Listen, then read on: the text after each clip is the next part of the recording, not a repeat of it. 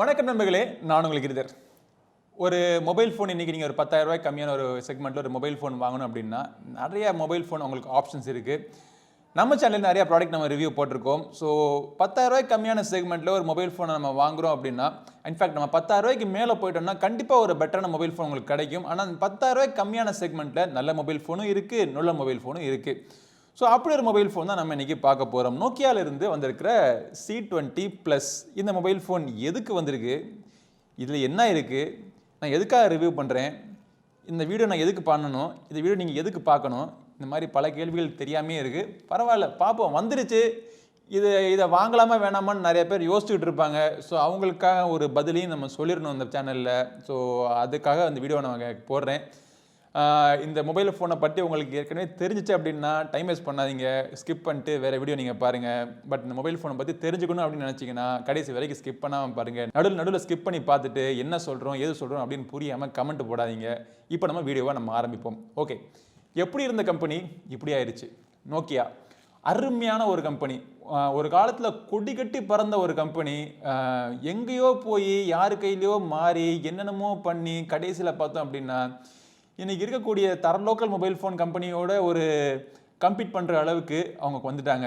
So அப்படி அவங்க launch பண்ண ஒரு மொபைல் ஃபோன் தான் இந்த நோக்கியானுடைய C20 Plus. நோக்கியானுடைய எப்போவுமே ஒரு பலவீனம் என்ன அப்படின்னா, மார்க்கெட் நிலவரத்தை சரியாக புரிஞ்சுக்காமல் மார்க்கெட் எப்படி போக போகுது அப்படின்னு ஒரு சரியான ஒரு கணிப்பு இல்லாமையே நடக்கிற ஒரு செயல் தான் இந்த நோக்கியா கம்பெனியினுடைய வீழ்ச்சிக்கான காரணமாக முந்தைய இருந்துச்சு.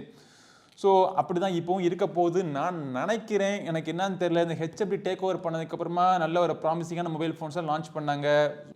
அது வேற ஒரு கதை, இன்னொரு புலம்பல் வேறு வீடியோவில் நம்ம பார்ப்போம். பட் இன்றைக்கி நம்ம கையில் இருக்கிற நோக்கியா C20 Plus மொபைல் ஃபோனை பாக்ஸு தான் அன்பாக்ஸ் பண்ணி காமிக்கணுமா எல்லாம் தெரியல. பாக்ஸுக்குள்ளே மொபைல் ஃபோன் இருக்குது, ஒரு 5 வாட் சார்ஜர், ஒரு மைக்ரோ USB வயரு, ஒரு TPU gel case, user manual, SIM ejector pin, அவ்வளோதான். இந்த மொபைலினுடைய டிசைன் இதை பற்றி பார்க்குறதுக்கு முன்னாடி விலையை நான் உங்களுக்கு சொல்லிடுறேன். 8,999 rupeesக்கு ஸ்டார்ட் ஆகுது 2GB வேரியண்ட், 9,999 rupeesக்கு 3GB வேரியண்ட், நம்மக்கிட்ட இருக்கிறது 3GB வேரியண்ட். ஸோ இந்த மொபைல் ஃபோனுடைய டிசைன் எப்படி இருக்குன்னா, யூனிபாடி டிசைன் தான். கீழ்ப்புறத்தில் ஒரு சிங்கிள் மைக் இருக்குது, அப்புறம் மைக்ரோ யூஎஸ்பிக்கான ஒரு போர்ட் இருக்குது, மேல்புறத்தில் ஒரு 3.5mm ஆடியோ ஜாக் இருக்குது, ஒரு சைடில் பவர் பட்டன் மற்றும் வால்யூம் ராக்கர்ஸ், இன்னொரு சைடில் சிம் கார்டு ட்ரே, 2 சிம் கார்டும் ஒரு SD கார்டும் நீங்கள் போட்டு நீங்கள் யூஸ் பண்ணிக்கலாம். மொபைலினுடைய பின்புறத்தில் டூயல் கேமரா அரேஞ்ச்மெண்ட் கொடுத்துருக்காங்க. 8 mega pixel primary camera, 2 mega pixel depth sensor, அப்புறம் ஃப்ரண்ட்டில் பார்த்தீங்க அப்படின்னா ட்ராப் நாச், நம்ம பாஷையில் சொல்லணும் அப்படின்னா சொட்டு நாச்சுக்குள்ளே 5 மெகா பிக்சல் செல்ஃபி கேமரா கொடுத்துருக்காங்க. இந்த டிஸ்பிளே பார்த்தீங்க அப்படின்னா ஒரு 6.5 inch HD+ டிஸ்பிளே. இந்த டிஸ்பிளே ஒரு IPS LCD பேனல் தான். டிஸ்பிளே நல்லா இருக்குது, ஓகே, பெருசாக ஒன்றும் கம்ப்ளைண்ட் பண்ண முடியாது. இந்த ப்ரைஸ் செக்மெண்ட்டில் இதை விட பெட்டரான டிஸ்பிளே நம்ம பார்த்துருக்கோம். இந்த டிஸ்பிளே ஆனால் இருந்தாலும் இந்த டிஸ்பிளே நீங்கள் அவுட்டோர் கண்டிஷனில் வச்சு நீங்கள் யூஸ் பண்ணுறப்போ பிரைட்னஸ் கொஞ்சம் கம்மியாக தான் இருக்கும். இன்டோரில் வச்சு யூஸ் பண்ணிங்க அப்படின்னா எந்த பிரச்சனையும் உங்களுக்கு கிடையாது. நான் சொல்கிறது ஆமான்னு சொல்கிற மாதிரி ஒரு சவுண்டு வேறு வந்திருக்கு இப்போது.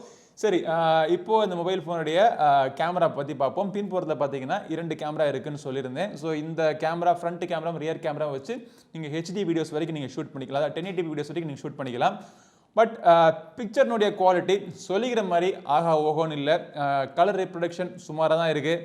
ஃபோட்டோ எடுக்கிறத அந்த ஹார்ட்வேரை விட அந்த சாஃப்ட்வேர் ப்ளஸ் இந்த ப்ராசஸிங் பவர், அந்த இமேஜ் சிக்னல் ப்ராசஸிங் இதெல்லாம் பார்த்தீங்கன்னா பெருசாக ஒன்றும் இதில் இந்த ப்ராசரை பற்றி நம்ம நிறையா பேச வேண்டியது. இந்த ப்ராசஸரில் அவ்வளோவா சத்து இல்லை.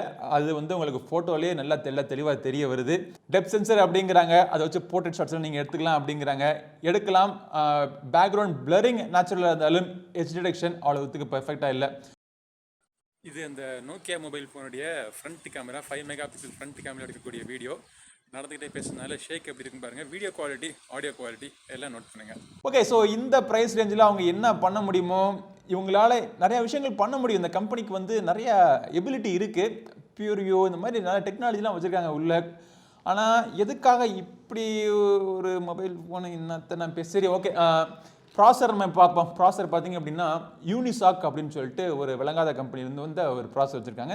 இந்த ப்ராசர் பார்த்தீங்கன்னா பல வருஷத்துக்கு முன்னாடி 28 nanometerல ஒரு டெக்னாலஜி. ஸோ இந்த ப்ராசர் இந்த மொபைல் ஃபோனில் எதுக்காக சூஸ் பண்ணாங்கன்னு தெரியல. இன்றைக்கி மீடியா டெக்கில் இருந்து அருமையான ப்ராசஸ்லாம் இந்த ப்ரைஸ் செக்மெண்ட்டில் இருக்குது. நீங்கள் G35 எடுக்க வேணாம், A22 எடுக்கலாம், A25 எடுக்கலாம்.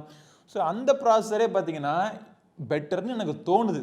அந்த ப்ராசஸர் இந்த மொபைல் ஃபோன் நம்ம கழுவி ஊற்றிருக்கோம். பட் அந்த ப்ராசஸரே இதுக்கு ஒரு பெட்டரான சாய்ஸாக இருந்திருக்குமோ அப்படின்னு தோணுது. பட் என்ன காரணம் அப்படின்னா, மொபைல் ஃபோன் ஒரு சின்ன ஒரு கேம் போட்டு நீங்கள் விளாண்டாலே ஹேங் ஆக ஆரம்பிச்சிருது.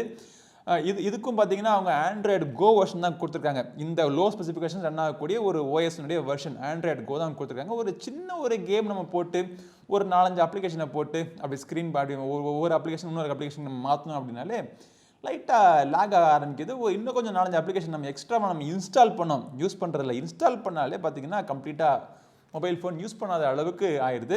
ஸோ சப்வே சர்ஃபர்ஸ் கேம் விளாண்டெல்லாம் ஹீட் ஆகுதுங்க. பேக்கில் பார்த்தோம்னா கையில் அப்படி ஃபீல் பண்ணி நம்ம ஹீட்டை நம்ம ஃபீல் பண்ண முடியுது. ஸோ அந்த அளவுக்கு இந்த மொபைல் ஃபோனோட ப்ராசஸரில் பெருசாக ஒன்றும் திருப்திகரமாக இல்லை. யூஐ பார்த்தீங்க அப்படின்னா அதுலேயும் ஒரு மிகப்பெரிய ஒரு ஏமாற்றம். ஸ்டாக் ஆண்ட்ராய்டு கொடுத்துருக்காங்க. ஆண்ட்ராய்டு கோ வெர்ஷனுடைய சிறப்பு அம்சமே பார்த்தீங்கன்னா இந்த மாதிரி லோ ஸ்பெசிஃபிகேஷன்ஸில் ஃபாஸ்ட்டாக ரன் ஆகக்கூடிய ஒரு ஓஎஸ், க்ளீனாக இருக்கக்கூடிய ஒரு ஓஎஸ் ஸ்டாக் ஆண்ட்ராய்டு. ஆனால் அதுலேயுமே பார்த்தீங்கன்னா எக்கச்சக்கமான bloatware.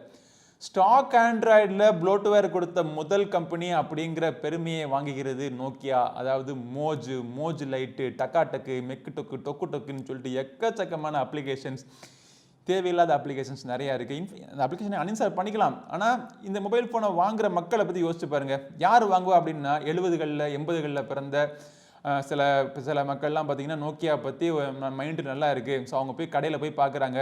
Vivo, Oppo, Realme, Redmi அப்படிங்கிறாங்க. இதெல்லாம் எனக்கு சைனா கம்பெனி இப்போ எனக்கு வேணாம் அப்படின்னோடனே நோக்கியா சூப்பர், ஓகே நோக்கியா வாங்கிடுவோம் அப்படின்னு சொல்லிட்டு வாங்கிட்டு வந்துடுறாங்க. ஸோ இந்த மக்கள் இந்த மொபைல் ஃபோனை எடுத்து யூஸ் பண்ணுறப்போ இந்த மாதிரி டொக்குன்னு மொபைல் ஃபோனில் அப்ளிகேஷன் தான் இருந்துச்சு அப்படின்னா அதை அன்இன்ஸ்டால் கூட பண்ண மாட்டாங்க. அன்இன்ஸ்டால் கூட பண்ண தெரியாது பாவப்பட்ட மக்கள். ஸோ அந்த மக்களுக்கு இந்த மொபைல் ஃபோனில் அது என்ன தான் இருக்குன்னு சொல்லிட்டு கிளிக் பண்ணி திறந்து பார்ப்பாங்க. திறந்து பார்க்குறப்போ தேவையில்லாத வீடியோ, அதிலிருந்து வரக்கூடிய ஆட்ஸ், அப்புறம் கம்ப்ளைண்ட் பண்ணுவாங்க ஸ்டாக் ஆண்ட்ராய்ட்லேயே ஆட்ஸ் வருது அப்படிம்பாங்க. பட் இந்த மாதிரி விஷயங்கள் நடக்காமல் இவங்க தடுத்திருக்கலாம். நோக்கியா இந்த HMD நோக்கியா அப்படிங்கிறது ஒரு மிக நல்ல ஒரு நிறுவனம் தான். ஸோ இந்த நிறுவனத்துலேருந்து இந்த மாதிரி சின்ன விஷயங்கள் அவங்க பண்ணாமல் இருந்திருக்கலாம் அப்படின்னு எனக்கு தோணுது. பேட்டரி பார்த்தீங்கன்னா 4950 mAhக்கான பேட்டரி கொடுத்துருக்காங்க. இதை சார்ஜ் பண்ணுறது பாக்ஸுக்குள்ளே ஒரு 10 வாட் சார்ஜர் இருக்குது. இந்த சார்ஜர் வச்சு சார்ஜ் பண்ணுறதுக்கு 3.5 மணி நேரத்துக்கு மேலே ஆகுது. ஆனால் ஒன்ஸ் சார்ஜ் ஆகிடுச்சு அப்படின்னா மொபைல் ஃபோன் தாராளமாக 2 நாள் 3 நாள் வரைக்கும் கூட தாக்கு பிடிக்கும். ஏன்னா மொபைல் ஃபோனில் எப்போ பேட்டரி குறையும்? அதில் ஏதாச்சும் நம்ம ஒர்க் பண்ணால் தானே. இந்த மொபைல் ஃபோனில் எந்த ஒர்க்கும் நீங்கள் பண்ண முடியாது. எந்த ஒர்க் பண்ணாலும் இது கண்டிப்பாக ஹேங் ஆகும். ஸோ கண்டிப்பாக கடுப்பாகி மொபைல் ஃபோனை தூக்கி வச்சுருவீங்க. ஸோ தாராளமாக பேட்டரி உங்களுக்கு 3 நாளைக்கு வரைக்கும் வரும். ஸோ இந்த மொபைல் ஃபோன் எதுக்கு வாங்கணும்? இந்த மொபைல் ஃபோனோட வீடியோ நான் எதுக்கு பண்ணேன்? இந்த மொபைல் ஃபோன் வீடியோ நீங்கள் எதுக்கு பார்த்தீங்க? அப்படிங்கிற ஒரு புரியாத ஒரு நிலைமையிலேயே இந்த வீடியோ நான் முடிச்சுக்கிறேன். இந்த வீடியோவை போட்டு உங்கள் டைம் வேஸ்ட் பண்ணியிருந்தேன்னா மன்னிச்சுக்கங்க. நம்ம சேனலில் நிறைய வீடியோ சூப்பரான வீடியோஸ்லாம் என்ன போட்டிருக்கோம். அந்த வீடியோஸ் நீங்கள் பாருங்கள். அந்த வீடியோ பிடிச்சிருந்தா லைக் பண்ணுங்கள். இந்த வீடியோவை பிடிச்சிருந்தா லைக் பண்ணுங்கள். ப்ராடக்ட் பிடிக்கலன்னா அன்லைக் பண்ணாதீங்க. வீடியோ பிடிச்சதா லைக் பண்ணிங்க அப்படின்னா நம்ம சேனலுக்கு ஹெல்ப்ஃபுல்லாக இருக்கும். அவ்வளோதான். சப்ஸ்கிரைப் பண்ணலாம், சப்ஸ்கிரைப் பண்ணிடுங்க. எந்த ஒரு ப்ராடக்ட்டுமே நல்லா இருந்தால் நல்லா இருக்குன்னு சொல்லுவேன், நல்லா இல்லைன்னு சொல்லுவேன்.